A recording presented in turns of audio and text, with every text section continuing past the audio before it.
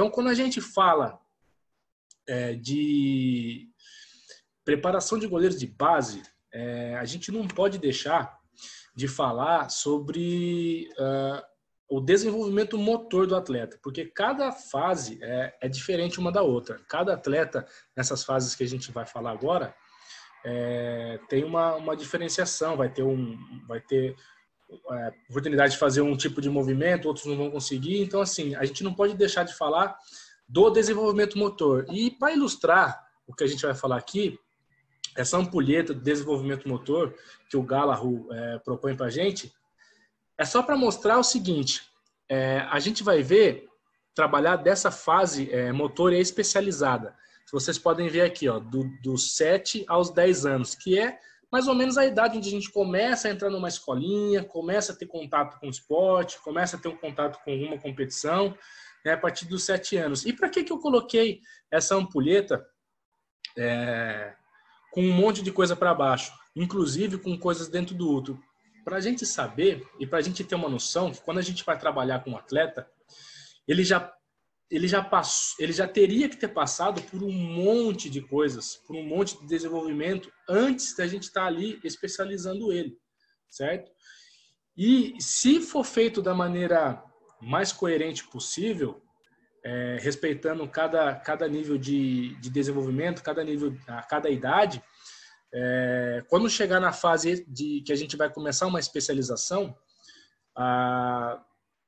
vai ser muito mais fácil o aprendizado, né? Porque ele vai se tocar mais rápido nas ordens que a gente vai dar, ele vai perceber melhor o corpo dele, ele vai ter mais noção, né, de espaço, de onde ele está. Então, quando a gente pega um menino de base pequeno, então a gente tem que saber que ele tem um monte de coisas para baixo. E a gente vai começar a falar dessa fase motora especializada dos 7 aos 10 anos. Então, o que eu chamo, tá, de fase 1. Dos 7 aos 10 anos. Então, o que acontece?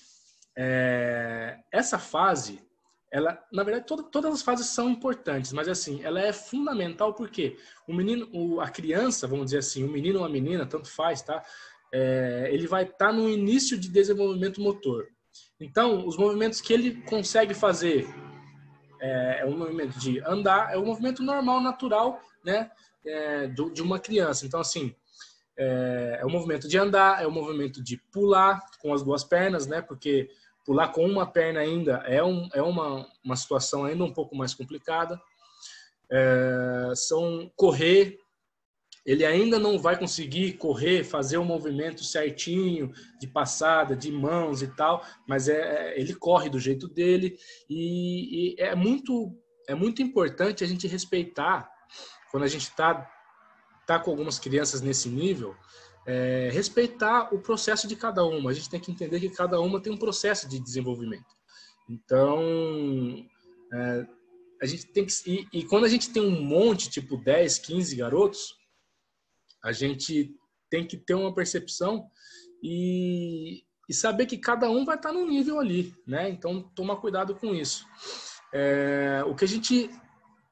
Treinos de alta intensidade. Às vezes a gente mira ou a gente quer estar fazendo uns treinos mirabolantes e tal, mas nessa fase de desenvolvimento, eles não vão aprender muita coisa, né? Eles têm que ter a sensibilidade do gostar de jogar, do gostar de brincar, do gostar de vestir aquela roupa, né? Do gostar de cair atrás da bola. Então, assim, treinos de alta intensidade não vai ser aconselhável, até porque os desenvolvimentos musculares, de articulação, ósseo, ainda estão num processo muito elevado e ativado, então pode causar lesões e pode arrastar isso aí para o resto da vida dele, né? Jogos recreativos, porque a criança, nessa fase, ela vai entender melhor e ela vai participar melhor quando a cobrança não for feita de uma maneira muito profissional, vamos dizer assim. Então, assim, jogos recreativos são a melhor maneira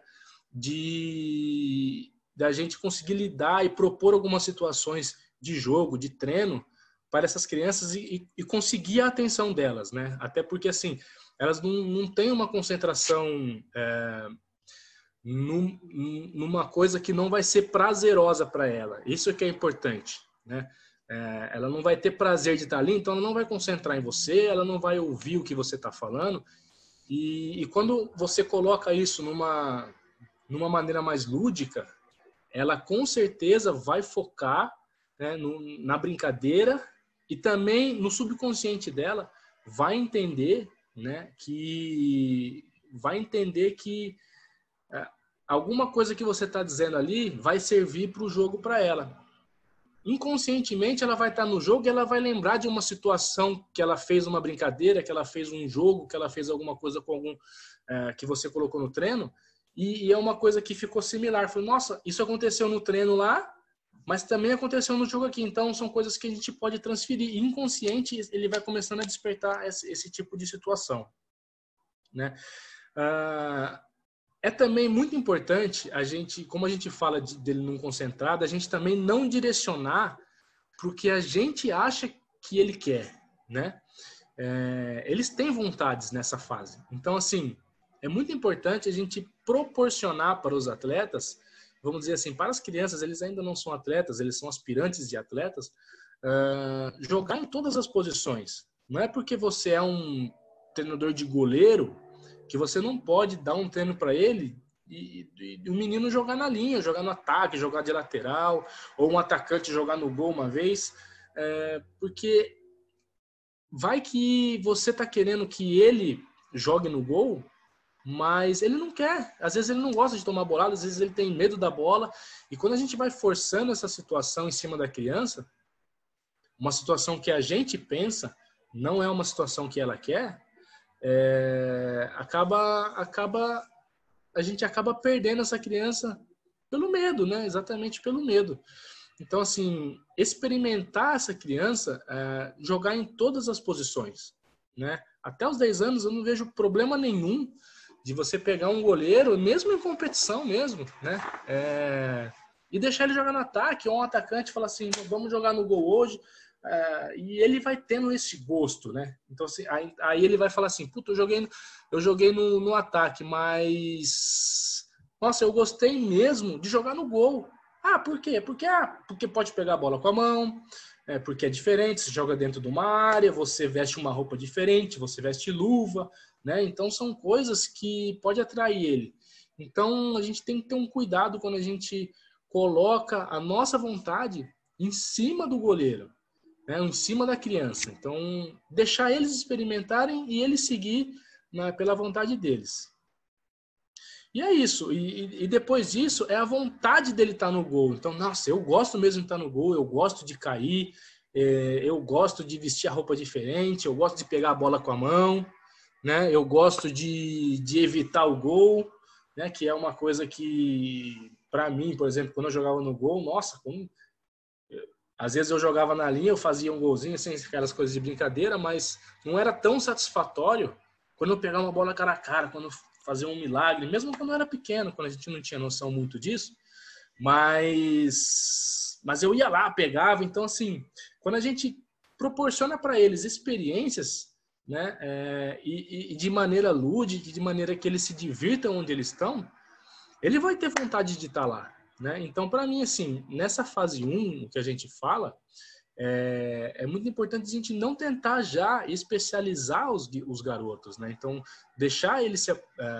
aproveitarem a posição, deixar eles brincarem, deixar eles ser crianças, né? Eles precisam ser crianças porque a partir do momento que eles começam a entrar numa carreira um pouco mais profissional, de clubes e tal, eles vão ter que abrir mão de algumas coisas. Eles vão ter que abrir mão de, às vezes, ir numa festinha com os amigos, porque vai ter jogo, de ir no clube com os amigos no fim de semana, porque tem viagem para jogar, né? E é muito importante ele estar satisfeito e ele chegar e vir brincando, né? E ele vir pulando e ele gostar de estar ali.